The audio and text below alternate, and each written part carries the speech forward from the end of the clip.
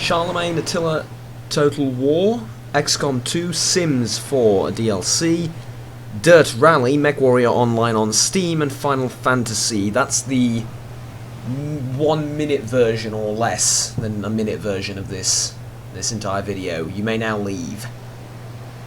Actually don't, because I kind of want to make money off of you watching this. I am only half joking. Welcome to the show. Hello and welcome to Juggernaut's Weekly Gaming News. So, the second week of December is upon us, and with it come various games. I may or may not have mentioned them in the quick, brief little intro that I did. That is literally everything that we're going to be talking about, other than what I played and what I intend on playing in the future, and some personal news and all of that. If we just get through the clicking really quickly, and then we can have a show in peace. First of all, we're going to start off with the Total War Attila, Charlemagne DLC, which got released this week. The DLC is amazing. It is actually amazing. I've talked to quite a lot of people on Reddit, actually, that played the game, and I'm thinking that all of the ones that say they're not going to buy it because it's DLC that came out for a Total War game, and they hate DLC, and DLC is a cancer upon the industry. Whatever. In a way, I understand it, but in a way, I don't. Would you rather pay $60 to play as Charlemagne, or like however much they're asking for right now on Steam? It's probably on sale. For a DLC in Total War Attila 2, because trust me, you would not get a better game if it were standalone. You would not. You get the same engine, you get the same gameplay mechanics. You just get Attila 2 a couple of hundred years in forwards in history, which is just stupid. My personal opinion is that it's completely fine being a DLC, and that there is no reason to get a standalone game yet. Warhammer, on the other hand, is going to be a standalone game, and we can, you can save up money for that if you don't want this one. But I think the engine that they're working with right now, and the gameplay mechanics and the features of the new system that they introduced since Attila, work really well with the medieval period, early medieval period.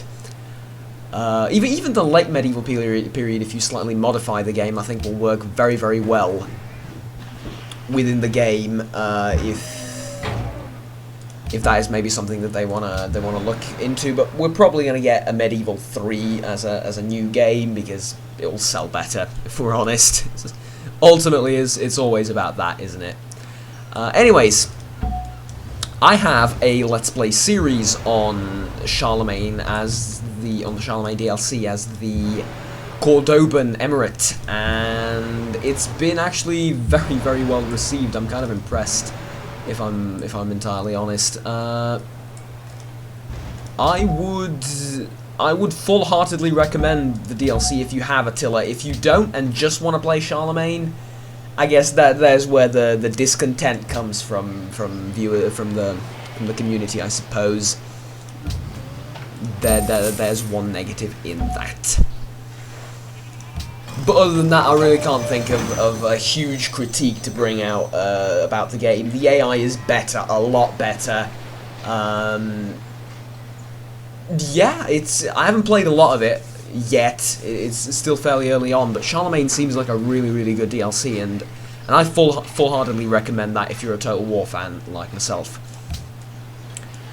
Moving on, by the way, I didn't mention beforehand, the game in the background is Sid Meier's Civilization 5 with the Earth 2014 mod on top of it. That's why I have a ridiculous amount of money and troops, and borders are so accurate. Moving on to XCOM 2, it actually hasn't been released yet, as I'm assuming you know, unless you've been living under a rock, or use this show as your only source of information about gaming, which is very stupid. Yes, I'm saying that about my own show. Don't worry about it. However, a certain amount of people, actually kind of large amount of people, got the chance to play XCOM 2 during an event that the developers hosted, and they invited a whole bunch of people to play, and all we got was about 4 or 5 hours of footage and some screenshots out of that. I obviously was not amongst those people, for fairly obvious reasons. I am a pleb. But that said, XCOM 2, I'm just going to repeat all the praise I had for Total War, Charlemagne. I'm just going to repeat it just for a different game here. But yes, it seems thus far really, really good. And tell you what, my problem right now is that I have 2 great games that I've just mentioned. Actually 3, if one more later in the show. And I'm supposed to praise all of them and try and get you to take an interest in them, I suppose. Well, I don't need to try and get you to buy them and to check them out, but I do recommend them because they're really good games. So ultimately, it's a good problem to have, isn't it? I mean, it's a really good problem to have. You have 3 great games and you don't know how to praise them uniquely, each and every one of them in a separate way, I suppose, which is great. Don't get me wrong. So, XCOM 2, we can now change the nationalities of troops. I made a Reddit post about this. I'm giving huge shout-outs to Reddit. Oh, great. I made a Reddit post about this, and I will actually read some of the ideas that we've come up with. I would like to make a disclaimer. These ideas are entirely based upon bigotry and idiotism and stereotypes. So with that, we apologise, and I apologise on behalf of the Reddit community. So an all-Italian team, since you can change their nationalities, that joins, half of them join the aliens at the start of the mission. An all-Russian team that has a special ability or equipment called vodka, and essentially charges the enemy head first without you giving them the orders to. An all Polish team, which has only swords but also horses and wings on their backs, like functional wings, not just for decoration. Furthermore, an all German team that works really, really well and is just very capable, very accurate, has great equipment, but they all break down and can't move as soon as the first snow falls on the map. Etc, etc. If I think of another one in the meantime, I'll tell you. But yeah, there was also one about Americans. An American team with grenadiers that just bombs the aliens from afar and never moves from like your starting deployment area. That one was pretty good as well. There are hundreds, I kid you not. Well, maybe not hundreds, but there are dozens upon dozens of these on Reddit. I suggest you look them up. But that has nothing to do with the game other than being funny. Let's get back to the game, shall we? I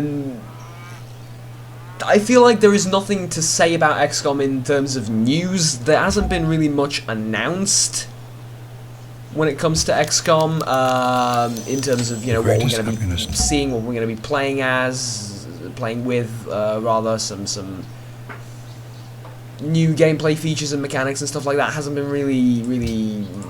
We get to see them now in videos, but we don't actually get anything extra in terms of information, which is completely fine.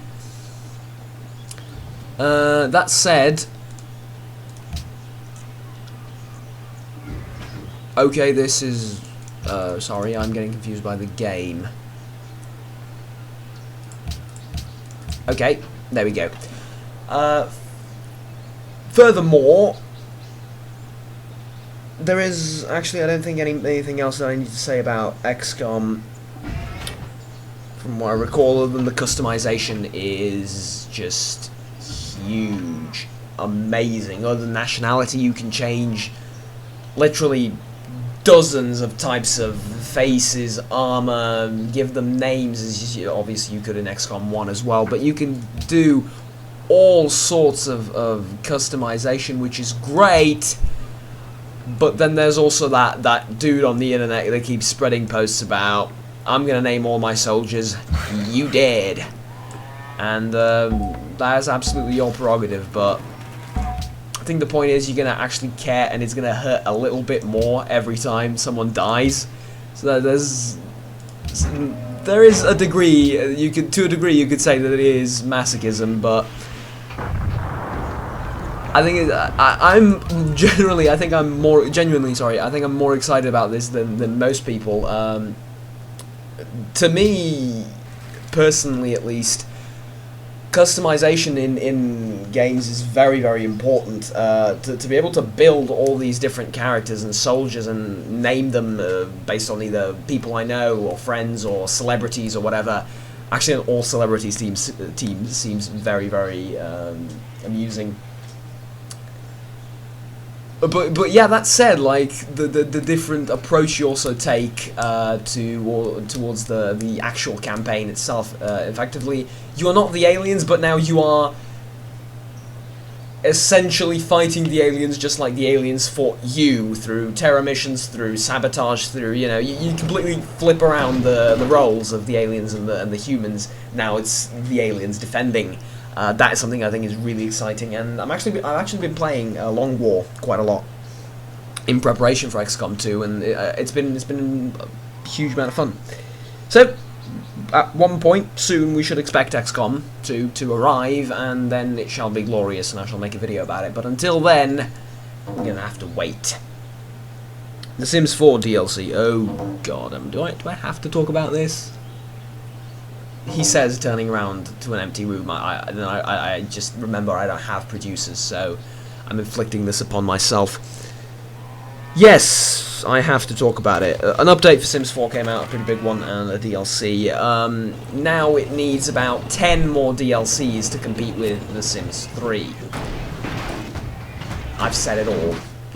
It appeals to an audience that's very specific, and an audience that is going to buy those DLCs regardless of what I say. So,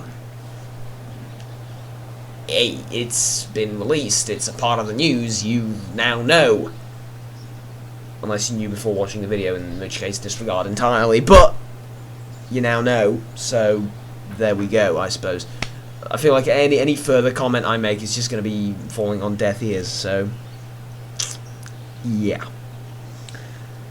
Onto a better game, well, subjectively speaking, onto a better game. Dirt Rally. Actually, I was very surprised when I took a look at the reviews for Dirt Rally. Dirt Rally is essentially, what the hell is going on down there? And who are you fighting? They attacked someone, I'm not sure who. Whatever. Dirt Rally is this essentially racing game, and I've played one of the Dirt games. I can't remember which one, but I had a lot of fun. For me, it hit this great line between full-on simulator realism and just very bad arcadey racer. It hit the golden middle between those two, and I play that game quite a lot. I used to drive around without any competition whatsoever from time to time and just have fun. And it was very, very just amusing to me to do that. And the reviews for Dirt Rally surprised me in a very good way, because the game's getting incredible reviews, and the general consensus seems to be that it's the most realistic one thus far. Now, over the years, sounds weird when I say it, but over let's say like 3 or 4 years ago, I've in a way lost interest for the racing simulator games, because I'm a year from now, or about actually a couple of months from now, I'm going to have to start to learn how to drive and all that, so playing a driving simulator seems a bit meh, but it also could be extremely useful. I don't know. We'll cross that bridge when we come to it.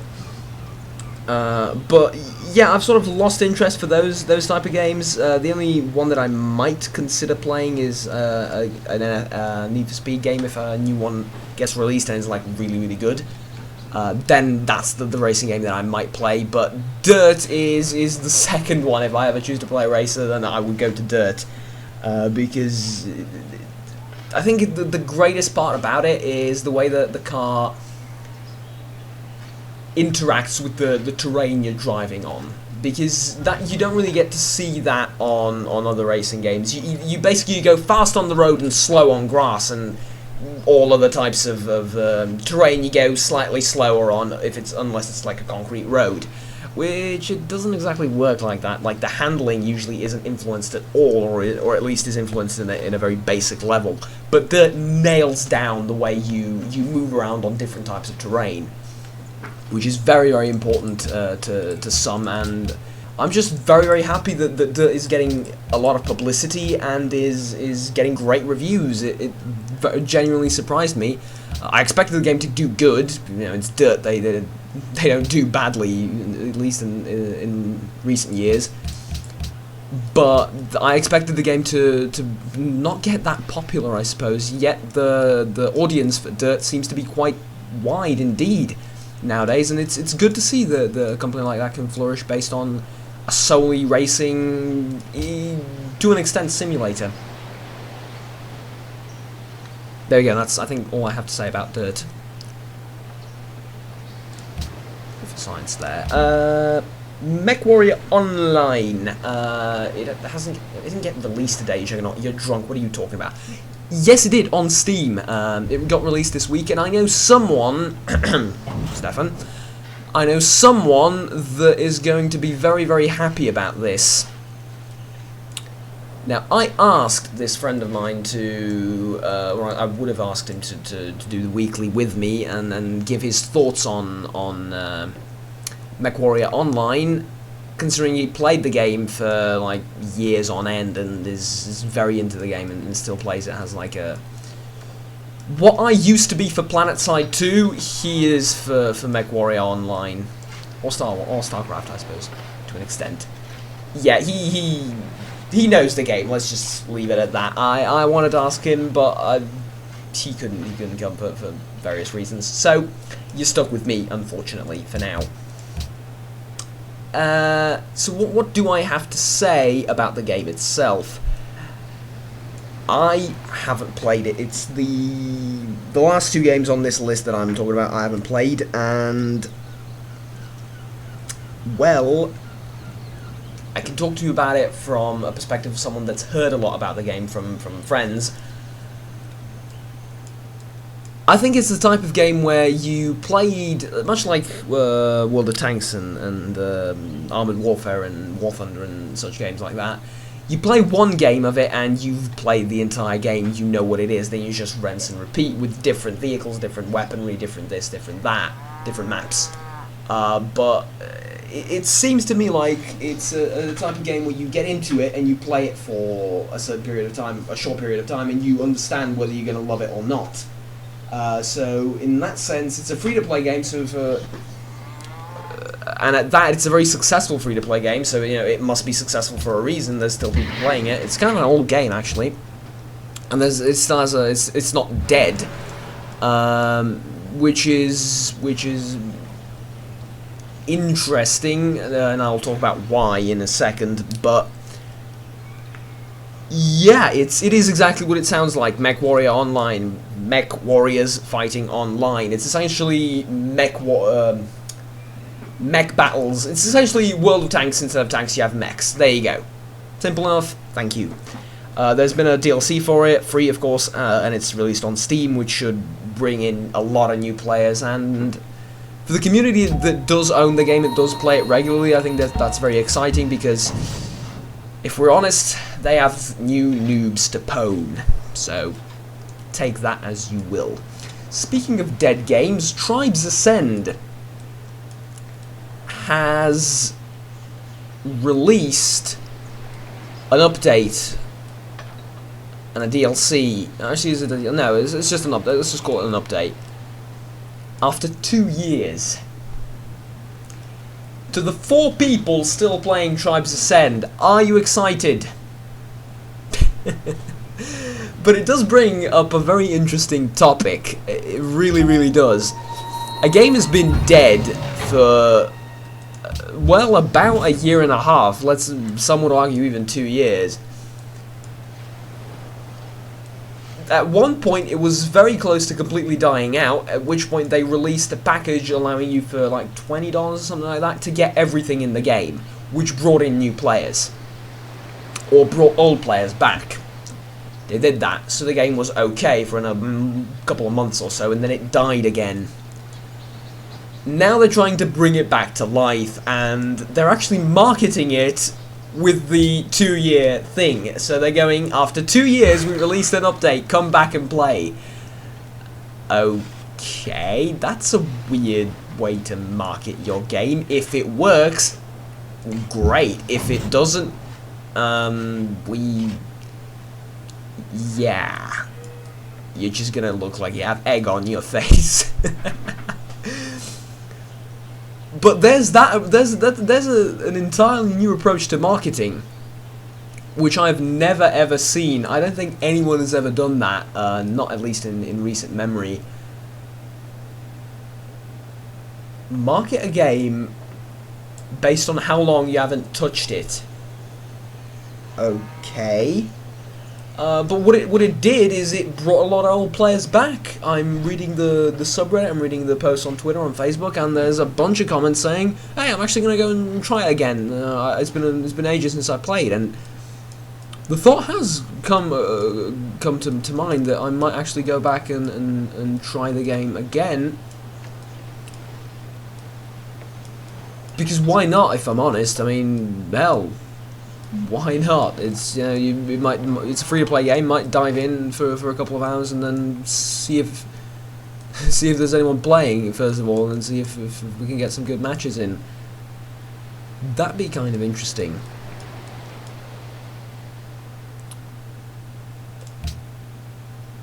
Anyways, moving on. Excuse me, I'm going to get distracted by this for a second. I need to give this unit to Baghdad. Is it... Oh, is it right click? Should be left click.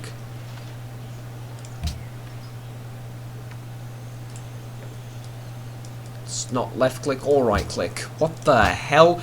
This is why people ask me to edit these videos a lot more carefully, and to them I say, you're absolutely right. So apparently we can't donate this unit, let's just kill it.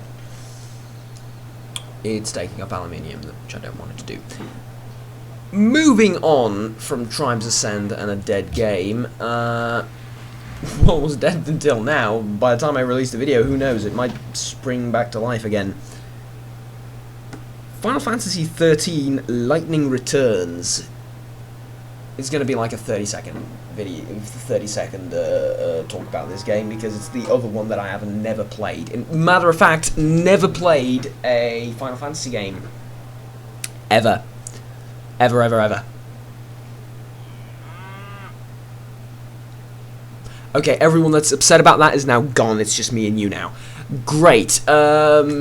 What I will say is the game looks amazing, graphically.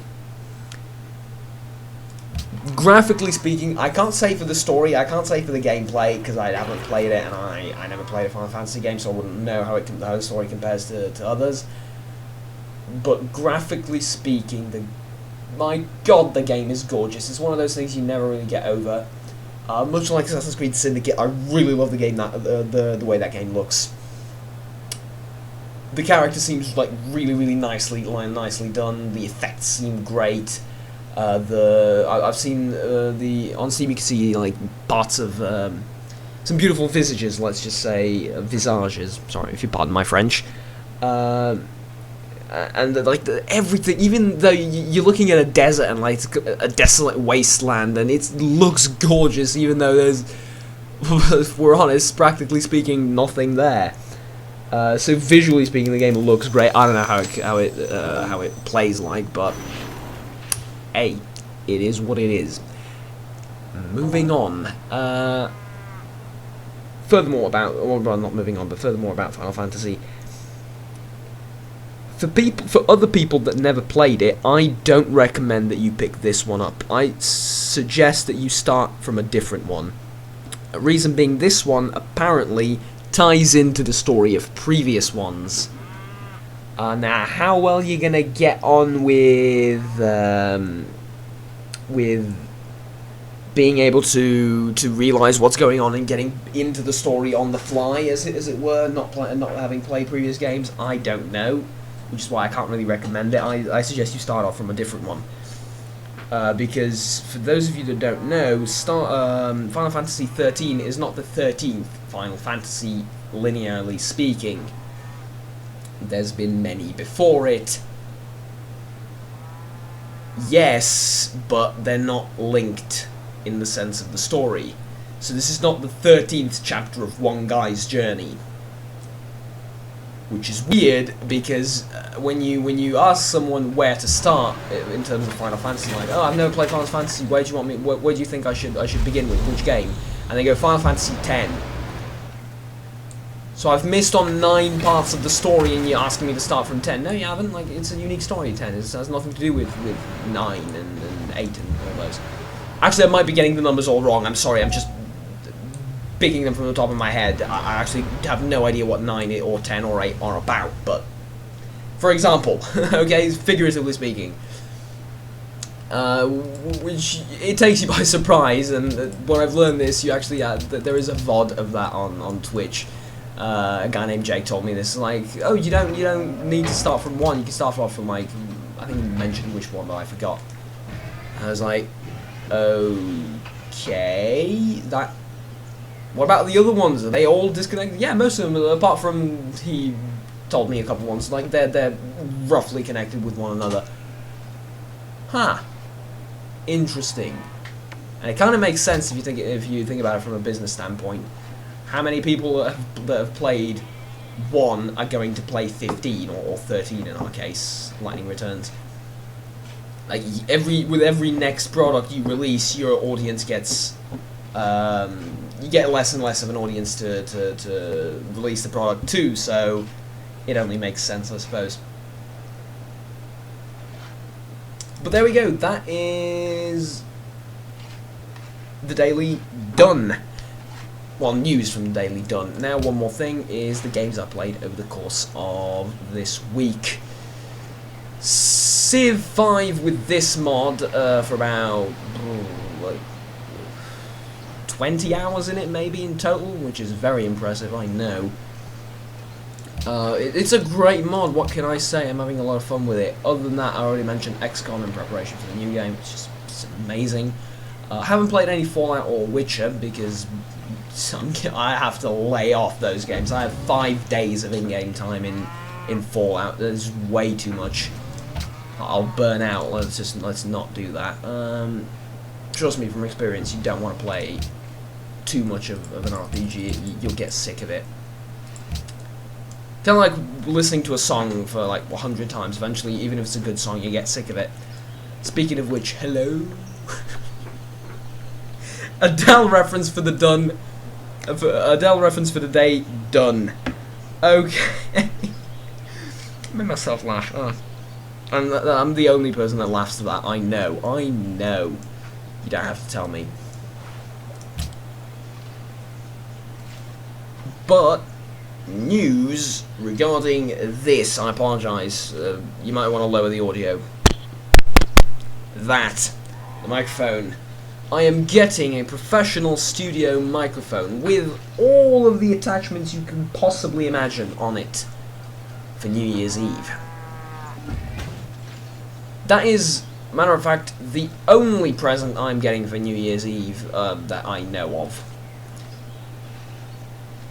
Is my only wish, which, take it as you will, I may be not that ambitious, but I am very content in terms of everything right now. So what's going to happen is I'm going to get a brand new microphone for New Year's Eve. Actually, might get it a couple of days earlier. You know how those things go. So yeah, I'm very, very excited. Which one? We'll see. I'm not 100% sure on that. I will make a review of it. Well, a review of it. I will make like an unboxing of it or whatever for the channel when it arrives on New Year's Eve. So there you go. That is it. I'm super excited for the microphone. Other than that, health-wise, I've been great. I know people have been asking, which I find very weird. You're still asking me about health. I'm flattered. I really, really am. But yeah, I'm doing good. I'm doing good. The channel's doing great. I am very happy. I am content with my life, and it is scaring me. I'm getting eeringly personal again, aren't I? Which is fine. It's very nice to see, like, the AI moving out. I love seeing that, like, huge task forces being sent in to deal with the problematic world leaders.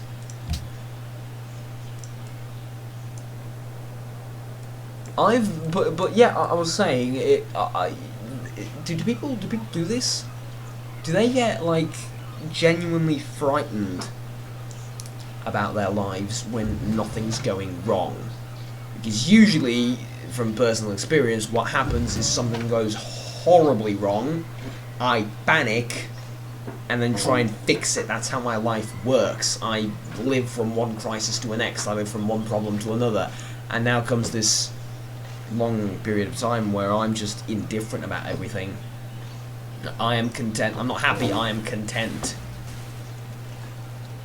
Which is the weirdest thing to complain about now that I mention it. Talk about first world problems. My problem is I don't have problems.